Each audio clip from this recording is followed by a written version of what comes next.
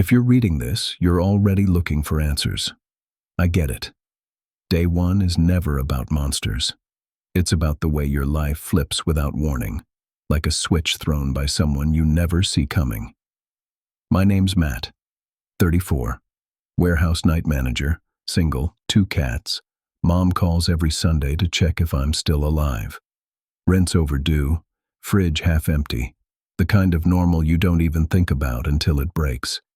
This is how I remember the first day everything changed. It started with people, not panic, not bodies in the streets, just a weird feeling that crept into the room and wouldn't leave. I noticed it first at work. Nate, the forklift guy, just stared at me way too long when I asked him if he was done with break. No smile, not even the usual snark. His eyes didn't blink. Later, at the corner gas station, the cashier looked up and held eye contact for maybe 5 seconds.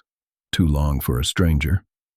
When I left, I caught my neighbor, Mrs. Finch, peeking at me through her blinds. Not the casual, nosy kind. This was different, like she was waiting for something to happen, or for me to do it first. I tried to write it off as one of those weird days where everyone's a little off. But by afternoon, the air felt thicker. There was this metallic taste whenever I stepped outside. Even the orange juice tasted weird at breakfast. Bitter, like pennies had been left in the carton. My stomach churned, but I still forced it down. Didn't want to skip, not with how fast the shelves were emptying lately. On my way home, I saw a guy in a delivery uniform just standing in the middle of the sidewalk, twitching. He didn't move until I passed him. The whole street seemed stuck in some slow-motion loop, everyone just off by half a beat. News broke around 5. They said it was a flu going around. The mayor came on TV with a doctor beside him, telling people to stay calm.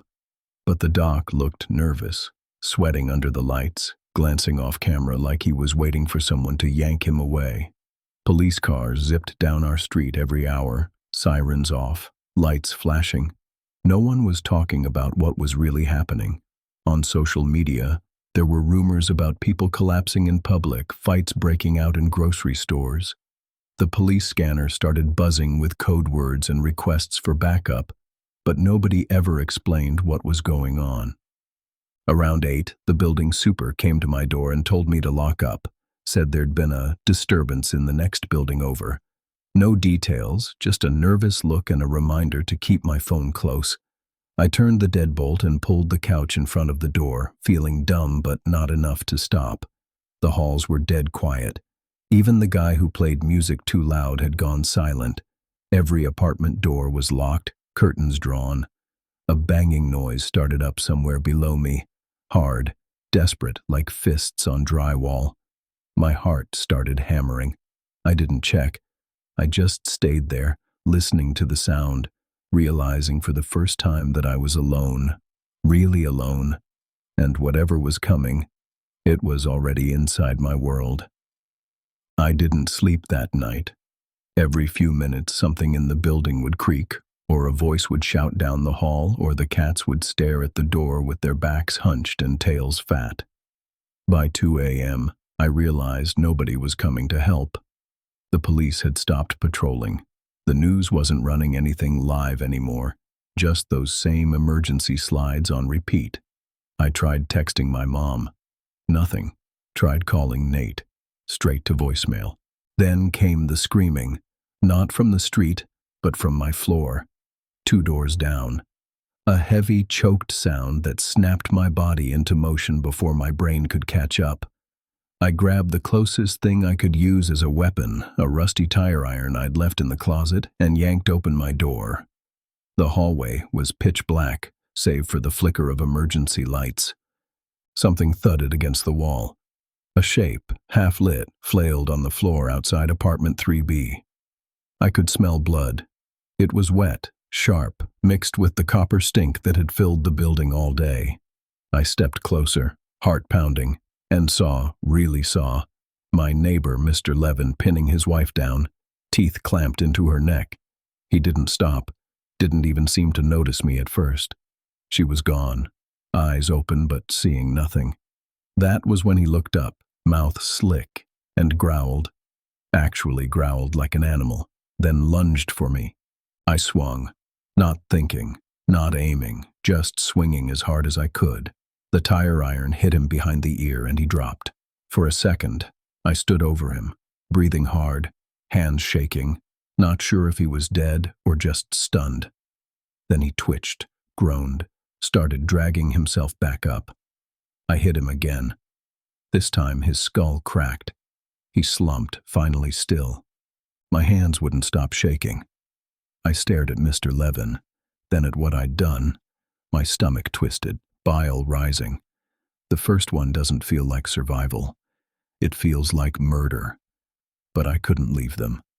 Not when I heard more footsteps coming down the hall. Slow, dragging, with that same sick sound behind it. I had to get out. My apartment wasn't safe. Nowhere was. I rushed back inside and barricaded the door with everything I could move. But it wouldn't matter. Smoke was already filling the stairwell.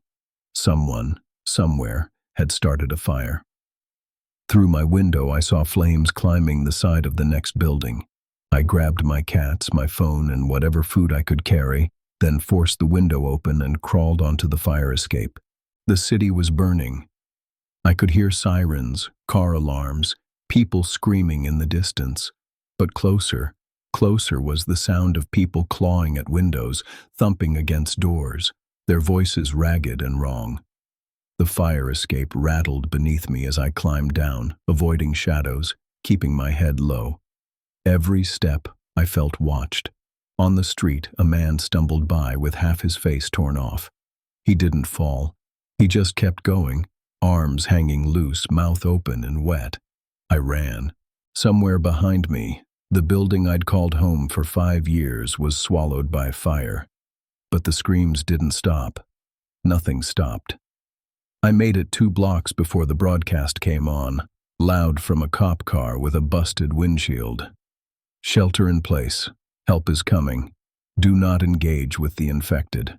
Follow all instructions from law enforcement. I ducked into a parking garage and waited, holding my cats close, heart rattling so loud I was sure someone, or something, would hear. The radio played the same message, over and over. But outside, the only help coming was more chaos, and the night was just getting started. I lost track of time in the parking garage. Hunger gnawed at my gut. My phone battery drained down to single digits, and my cats whined for food I didn't have. Sometimes I saw shadows slipping past the entrance. Some moved like people, some didn't. The broadcast was still repeating, the same lie about help on the way.